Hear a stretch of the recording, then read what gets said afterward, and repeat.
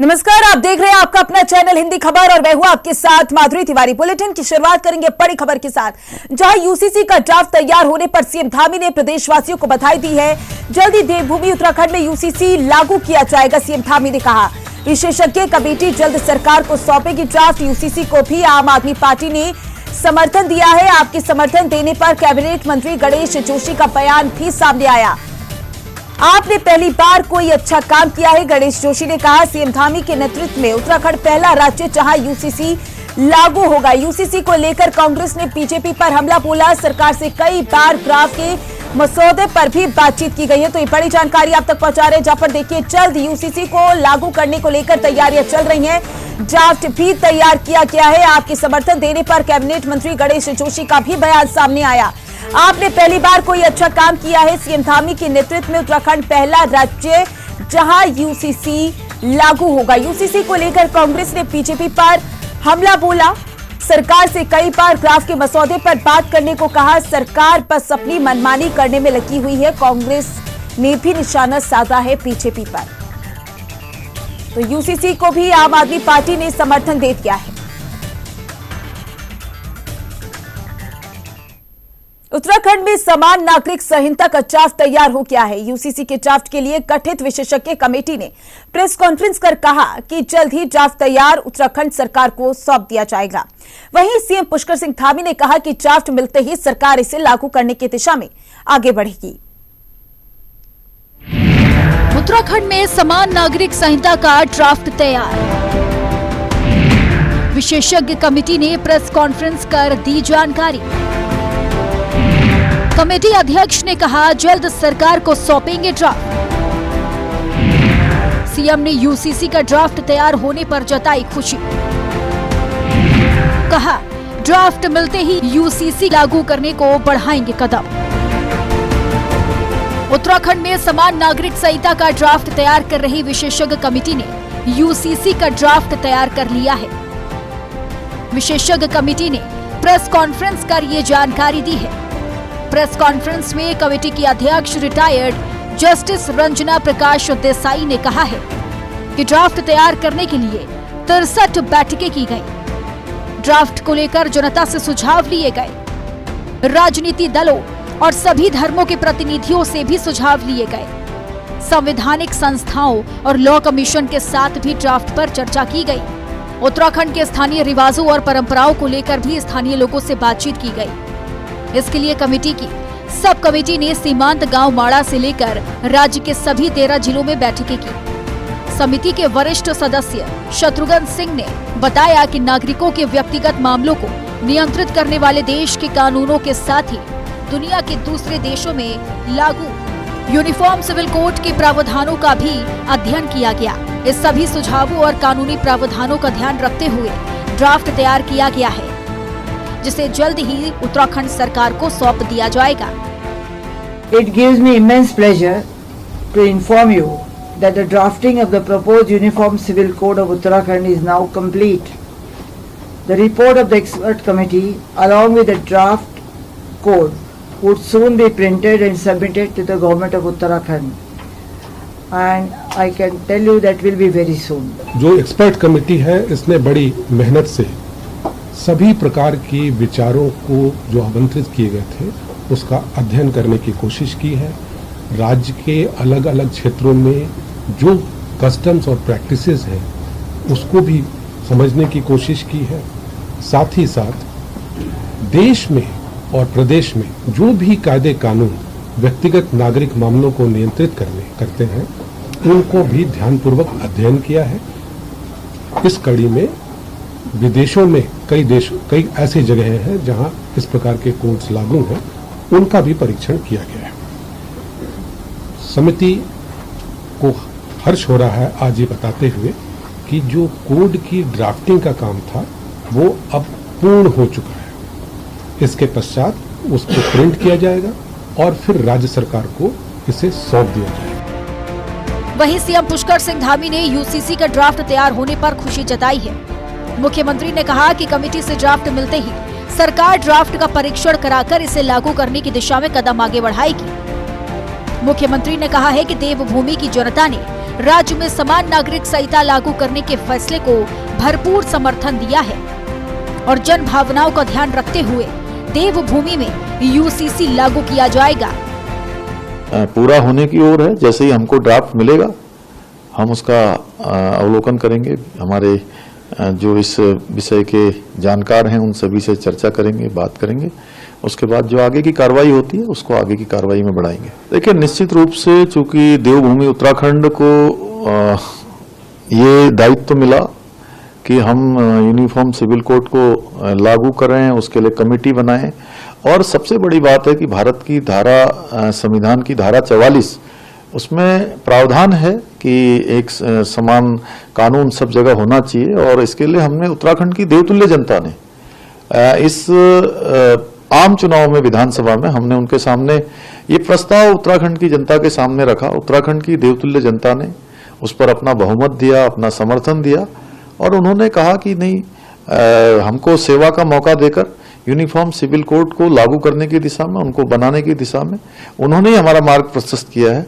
इसलिए यह हमारे लिए सौभाग्य की बात है कि जो बाबा साहब भीमराव अंबेडकर जी ने संविधान में जिन बातों का प्रावधान किया, धारा 44 में जिसका उल्लेख किया है, वो लागू करने के लिए उत्तराखंड राज्य को अवसर मिल रहा है। देश में यूसीसी लागू करने को लेकर चल रही कवायद के बीच उत्तराखंड में इसका मसौदा भी तैयार हो गया है। विशेषज्ञ कमेटी जल्द ही यूसीसी का ड्राफ्ट सरकार को सौंप देगी, जिससे राज्य में समान नागरिक संहिता लागू करने का रास्ता साफ हो जाएगा। ब्यूरो रिपोर्ट, हिंदी खबर।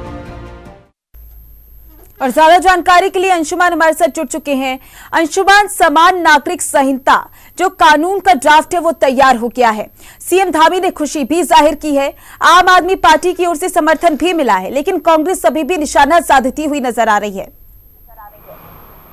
देखिए, बिल्कुल माधुरी, निश्चित तौर पर कांग्रेस की तरफ से लगातार अब ये कहा जा रहा है, क्योंकि हरीश रावत ने पहले भी कहा था कि राज्य का एक कानून और अगर केंद्र कानून बनाता है तो केंद्र का दूसरा कानून, दो कानून एक साथ एक समान कैसे हो सकते हैं, ये हरीश रावत ने कहा था। और विपक्ष के कई लोगों ने इस पर अपनी प्रतिक्रिया दी, लेकिन आम आदमी पार्टी ने इस पर अपनी सहमति जताई है। और लगातार माधुरी, क्योंकि अब ड्राफ्ट तो तैयार हो गया है और इस सप्ताह के अंत तक मुख्यमंत्री को ड्राफ्ट सौंप दिया जाएगा। और कहा यह भी जा रहा है, क्योंकि रितु खंडोई जो कि विधानसभा अध्यक्ष है, उनकी मुलाकात कल मुख्यमंत्री पुष्कर सिंह धामी से हुई थी, तो ये माना जा रहा है कि जुलाई के जो सेकेंड वीक होगा उसमें हो सकता है मानसून सत्र का आयोजन किया जाए और उसमें जो ड्राफ्ट तैयार हुआ है ये पूरा कानून के प्रारूप के रूप में इसको वहां पर रखा जाए।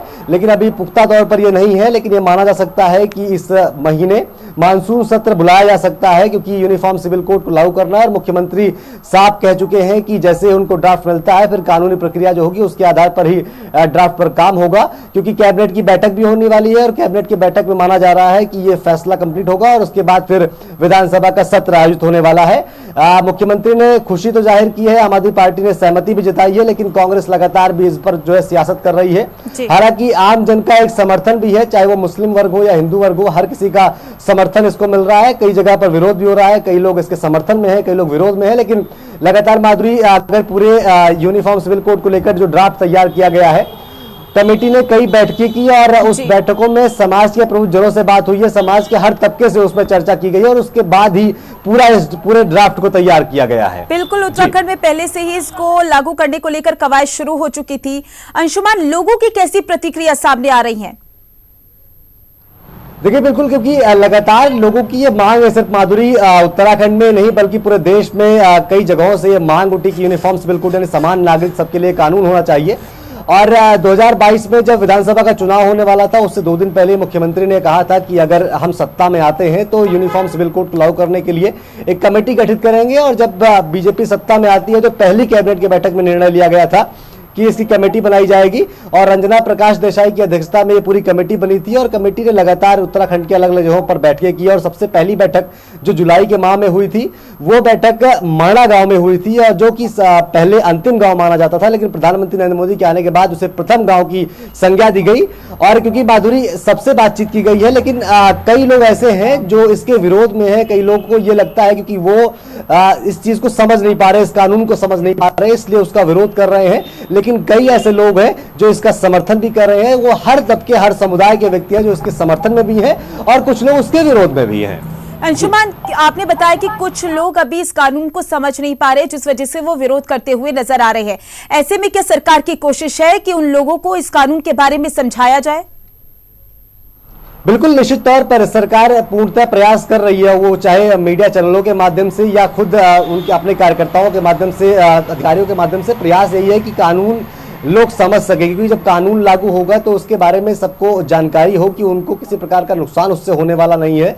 सबके लिए बस एक समान कानून होगा, यानी जो कानून लागू होगा वो सबके लिए एक कानून लागू होगा। उसमें चाहे महिलाओं का अधिकार हो, चाहे वो मुस्लिम पर्सनल लॉ बोर्ड हो या हिंदू मैरिज एक्ट हो, वो सभी को खत्म करके सबके लिए एक कानून हो जाएगा। तो उसको समझने की थोड़ी आवश्यकता है। हालांकि जो ड्राफ्ट तैयार है, उस ड्राफ्ट की पूरी प्रक्रिया जब कानून लागू होगा तो सबके सामने होगा कि क्या क्या चीजें, क्योंकि वो सिर्फ हिंदुस्तान ही नहीं, वो अलग अलग देशों से जहां पर यूनिफॉर्म सिविल कोड लागू है वहां से भी पूरी जानकारी ली गई है कि उस देश में किस तरीके से कानून बना हुआ है।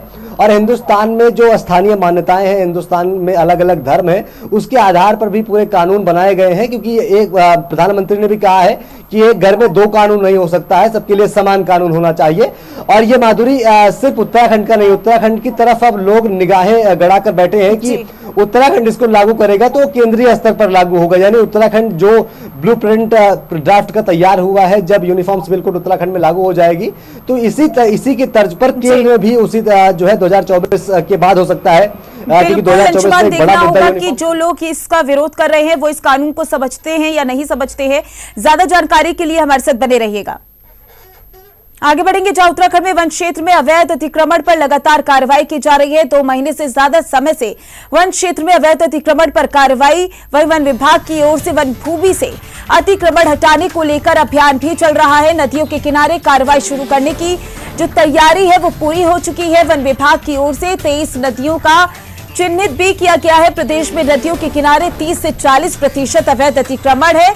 अभियान चलाकर कुल 510 अवैध धर्मस्थल हटाए गए हैं। तो ये बड़ी जानकारी आपके सामने, जहां अवैध अतिक्रमण को लेकर लगातार कार्रवाई की जा रही है। तो देखिए, कई क्षेत्र चिन्हित भी किए गए हैं। प्रदेश में नदियों के किनारे 30 से 40% अवैध अतिक्रमण है। अभियान चलाकर कुल 510 अवैध धर्मस्थल हटाए गए हैं। तो ये बड़ी जानकारी लगातार आप तक पहुंचा रहे हैं। जहां उत्तराखंड में वन क्षेत्र में अवैध अतिक्रमण पर लगातार कार्रवाई की जा रही है। 2 महीने से ज्यादा समय से वन क्षेत्र में अवैध अतिक्रमण पर कार्रवाई की गई है। वन विभाग की ओर से वन भूमि से अतिक्रमण हटाने को लेकर अभियान भी शुरू हो गया है। हालांकि देखिए, जहां पर अवैध अतिक्रमण है लगातार कार्रवाई की जा रही है और अवैध अतिक्रमण को हटाने की पूरी कोशिश यहां पर की जा रही है। ज्यादा जानकारी के लिए अंशुमान हमारे साथ लगातार बने हुए हैं। अंशुमान, देखिए, हम लगातार देख रहे हैं कि अवैध अतिक्रमण पर लगातार कार्रवाई करती हुई सरकार नजर आ रही है। ऐसे में अब कहां पर अवैध अतिक्रमण बचा हुआ है और कितनी कार्रवाई हो चुकी है? अधिकारियों को निर्देश दिए गए, वन विभाग सचेत हुआ और जो भी अवैध तरीके से जिनके भी कब्जे थे, चाहे अवैध जमीनों पर चाहे किसी के कब्जे हो या अवैध तरीके से मज़ारे बनाई गई हो या मंदिर बनाए गए हो, सभी धार्मिक स्थलों को हटाने का काम लगातार वन विभाग कर रहा है। और अब तक बहुत सारे जो धार्मिक स्थल है उनको हटाया भी गया है पूरे प्रदेश में। और उसके साथ ही क्योंकि जो उत्तराखंड में नदियां हैं उसके तटों पर रह रहे कई ऐसे लोग हैं जिन्होंने अवैध तरीके से कब्जा किया है, जो कि पूरा वन विभाग की जमीन है। और उस पर से अब पूरी प्रक्रिया की जाएगी। प्रदेश में अलग अलग जगहों को चिन्हित किया गया था, जो जंगलों में अवैध तरीके से धार्मिक स्थल बनाए गए थे उनको हटाया गया है। और उसके साथ ही अब जो नदियों के किनारे जिन्होंने अवैध कब्जा किया है उनको चिन्हित किया गया है, क्योंकि 30 से 40% हिस्सा जो कब्जा लोगों ने किया है उसका चिन्हीकरण किया गया है। और वन विभाग लगातार इस पर कार्रवाई कर रहा है। लगभग 500 से ज्यादा जो धार्मिक स्थल है जो अवैध तरीके से बनाए गए थे, उसमें सबसे ज्यादा मज़ारे हैं और उसके बाद मंदिरों को भी हटाया गया है, क्योंकि अवैध तरीके से वो बने थे। और लगातार ये कार्रवाई वन विभाग की चल रही है, क्योंकि मुख्यमंत्री के भी निर्देश सकते हैं कि जो भी व्यक्ति ऐसा है जिन्होंने अवैध तरीके से कब्जा किया है वो या तो कब्जा स्वयं ही हटा ले या तो फिर प्रशासन उसको हटाएगा। और लगातार वो कार्रवाई चल भी रही है। अंशुमान, नदियों के तट पर जो लोग रह रहे हैं अवैध अतिक्रमण लगाकर, उसको लेकर क्या कुछ कार्रवाई की जा रही है? क्या उनकी तरफ से विरोध भी जताया जा रहा है? देखिए, क्योंकि माधुरी, जैसे कोई व्यक्ति बाहर से आता है, जब कोई प्रवासी मजदूर होता है तो यहाँ पर आके जब वो काम करता है तो वहां पर अवैध कब्जों की शुरुआत होती है और इसीलिए उसका चिन्हीकरण किया जा रहा है। कई ऐसी स्लम बस्तियां हैं, कई ऐसी जो नदियों के तट पर बसे लोग हैं जिन्होंने यहाँ आकर काम किया और उसके बाद अवैध तरीके से वहाँ जमीन पर कब्जा करके वहाँ पर अपने घर बना लिए, वहाँ पर धार्मिक स्थल बना लिए, अपने रहने की व्यवस्था कर ली, लेकिन उसका पूरा चिन्हीकरण किया जा रहा है। लोग क्योंकि विरोध तो करेंगे ही, क्योंकि अवैध कब्जा तो अलग है, लेकिन वो वहां पर रह रहे हैं तो उनका विरोध जरूर होगा, लेकिन क्योंकि अवैध तरीके से कब्जा है तो उसको हटाना जरूरी है और लगातार वन विभाग इस पर काम कर रहा है। जी ठीक है अंशुमान, आगे की जानकारी के लिए हमारे साथ बने रहिएगा। आगे बढ़ेंगे जहां सीएम पुष्कर सिंह धामी ने कहा है कि जुलाई महीने से शुरू होने जा रही कांवड़ यात्रा को लेकर तैयारियां पूरी कर ली गई हैं। मुख्यमंत्री ने कहा कि उन्होंने खुद समीक्षा कर अधिकारियों को कांवड़ यात्रा के मद्देनजर सभी इंतजाम दुरुस्त रखने के निर्देश जारी कर दिए गए हैं। सीएम धामी ने कहा कांवड़ यात्रा की तैयारी पूरी, सफाई, पेयजल और बिजली के पर्याप्त इंतजाम, कांवड़ यात्रियों की सुरक्षा के लिए किए गए प्रबंध। कांवड़ यात्रियों का देवभूमि में होगा भव्य स्वागत। जुलाई महीने से कांवड़ यात्रा शुरू होने जा रही है, जिसमें लगभग 4 करोड़ कांवड़ यात्रियों के देवभूमि आने का अनुमान है। कांवड़ यात्रा को लेकर शासन जरूरी इंतजाम दुरुस्त करने में लगा है। सीएम पुष्कर सिंह धामी लगातार कांवड़ यात्रा को लेकर तैयारियों पर नजर बनाए हुए हैं। मुख्यमंत्री ने कहा है कि कांवड़ यात्रा को लेकर सभी तैयारियां पूरी कर ली गई हैं। मुख्यमंत्री का कहना है कि उन्होंने समीक्षा बैठक कर यात्रा के लिए चाक चौबंद इंतजाम रखने के निर्देश दिए हैं और आगे भी बैठकें कर वो व्यवस्थाओं की समीक्षा करेंगे। सीएम ने कहा कि घाटों की सफाई, पेयजल और कांवड़ मार्ग पर बिजली की पर्याप्त व्यवस्था की गई है। साथ ही कांवड़ पटरी मार्ग पर कांवड़ियों की जंगली जानवरों से सुरक्षा के प्रबंध किए गए हैं। राज्य में कांवड़ यात्रियों के भव्य स्वागत की भी तैयारी है। देखिए, कांवड़ यात्रा के लिए सारी तैयारियां हमारी पूरी हो गई हैं और पूरे देश भर के कांवड़िया यहाँ आते हैं, शिव भक्त आते हैं। उन सभी का ठीक प्रकार से उनकी यात्रा संपन्न हो, ठीक प्रकार से माँ गंगा का जल लेकर वो अपने अपने स्थानों पर जाएं। हमने सभी विभागों की, मैंने स्वयं इसकी बैठक की है और मैं बीच में भी बैठक करूंगा। हम सभी कांवड़ियों का, शिव भक्तों का देवभूमि उत्तराखंड में सबका स्वागत करेंगे, सबका अभिनंदन करेंगे और शांतिपूर्ण तरीके से पूरी यात्रा हो, उसके भी समुचित प्रबंध किए गए हैं। कांवड़ यात्रा में देश के कोने कोने से श्रद्धालु उत्तराखंड में गंगा का पवित्र जल लेने के लिए आते हैं। ऐसे में उनकी यात्रा सुगम हो और वो देवभूमि से अच्छा अनुभव लेकर जाएं, इसका ध्यान रखते हुए इंतजाम किए गए हैं। ब्यूरो रिपोर्ट, हिंदी खबर। आगे बढ़ेंगे जहां प्रदेश में लगातार हो रही बारिश 3 दिनों के लिए येलो अलर्ट भी जारी कर दिया गया है। हरिद्वार में बारिश का अलर्ट जारी किया गया है। भारी बारिश के कारण जगह जगह भूस्खलन की समस्या भी देखी जा रही है। भूस्खलन के चलते कई जगहों के रास्ते भी बंद कर दिए गए हैं। बड़ी जानकारी आप तक पहुंचा रहे हैं, जहां पर देखिए लगातार प्रदेश में बारिश हो रही है। 3 दिनों के लिए येलो अलर्ट जारी कर दिया गया है। हरिद्वार में बारिश का अलर्ट जारी किया गया है। भारी बारिश के कारण जगह जगह पर भूस्खलन की समस्या है, जिस वजह से देखिए लोगों को परेशानियों का सामना भी करना पड़ रहा है। आने जाने में लोगों को दिक्कत हो रही है। भूस्खलन के चलते कई जगहों के रास्ते भी बंद कर दिए गए हैं। बारिश की वजह से जलभराव की समस्या भी देखी जा रही है। पहाड़ी जिलों में भी लोगों को परेशानियों का सामना करना पड़ रहा है। ऐसे में देखिए बाढ़ के भी हालात बनते हुए नजर आ रहे हैं। हालांकि देखिए प्रशासन की ओर से व्यवस्थाएं की जा रही है, लोगों से भी अपील की जा रही है घरों में रहने के लिए। भूस्खलन के चलते कई जगहों के रास्ते भी बंद कर दिए गए हैं। चमोली के चुनंका में बद्रीनाथ राष्ट्रीय राजमार्ग बंद। भारी मलबा गिरने के कारण बद्रीनाथ राष्ट्रीय राजमार्ग बंद कर दिया गया है। NHIDCL ने सड़क खोलने का काम शुरू किया है, तो ये बड़ी जानकारी आप तक पहुंचा रहे हैं। जहां पर देखिए चमोली के चुनंका में बद्रीनाथ राष्ट्रीय राजमार्ग बंद कर दिया गया है। भारी मलबा गिरने के कारण बद्रीनाथ राष्ट्रीय राजमार्ग बंद किया गया है। तस्वीरें आपके सामने, जहां पर बारिश की वजह से लगातार भूस्खलन की समस्या बनती हुई नजर आ रही है। ऐसे में रास्ते में मलबा भी गिरा हुआ है। हालांकि देखिए उसे हटाने की कोशिश की जा रही है, कार्य शुरू हो गया है, लेकिन अभी बद्रीनाथ राष्ट्रीय राजमार्ग को बंद कर दिया गया है। NHIDCL ने सड़क खोलने का काम शुरू कर दिया है। ये तस्वीरें आपके सामने, जहां आप देख सकते हैं सड़कों में पत्थर गिरते हुए नजर आ रहे हैं। ऐसे में देखिए हादसे होने का भी खतरा बना रहता है। हालांकि अब सड़क खोलने का काम शुरू कर दिया गया है। तो देखिए जिस तरीके से भारी मलबा सड़क पर गिरा, इसी कारण से बद्रीनाथ राष्ट्रीय राजमार्ग बंद कर दिया गया। NHIDCL ने सड़क खोलने का काम हालांकि शुरू कर दिया है, लेकिन इन तस्वीरों के माध्यम से आप देख सकते हैं कि किस तरीके से सड़कों पर पत्थर गिरते हुए नजर आ रहे हैं।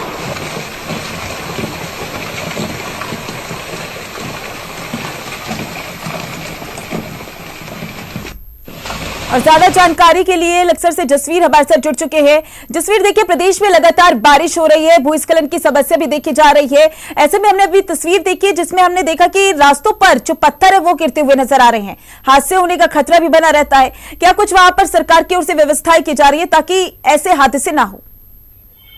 देखिए माधुरी, सबसे बड़ी बात यह है कि बरसात का मौसम, चूंकि मानसूनी बारिश शुरू हो चुकी है, तो इसमें हालात ऐसे बनते हैं। और पहले भी आपने देखा होगा कि सबसे ज्यादा दिक्कत पहाड़ी इलाकों में आती है। जिस तरह से 3 दिन का अलर्ट जारी किया गया है, तो वो कई जिले इसमें हैं। खासतौर पर अभी चमोली का जो राष्ट्रीय राजमार्ग को बंद कर दिया गया है, क्योंकि जगह जगह लैंडस्लाइडिंग, भूस्खलन का जो खतरा बना हुआ है, और कई सड़कें बंद हो गई है।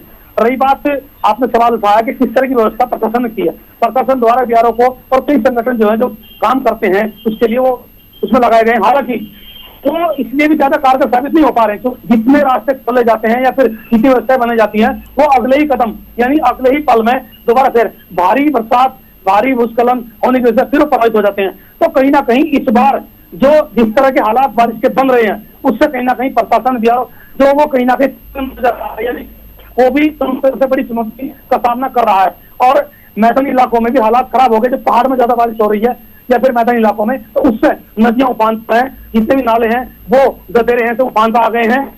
शहरों की अगर बात करें तो शहरों में भी जो ड्रेनेज सिस्टम है वो भी कहीं ना कहीं फेल हो चुका। कहीं ऐसे शहर है, हरिद्वार, रुड़की जैसे शहरों में भी जो पहले से ही कहीं सीवर लाइन जो है वो भी फुल होकर चल रही है और ओवरफ्लो होकर के नाले जो दुकानों में, घरों में पानी भर रहा है। इसी प्रकार जो मैदानी और दूसरे इलाके हैं, खादर के इलाके हैं, जो गंगा और सोलंग नदी के आसपास के इलाके हैं, वो उसमें सब में फंसे जो है जलमग्न हो गई है।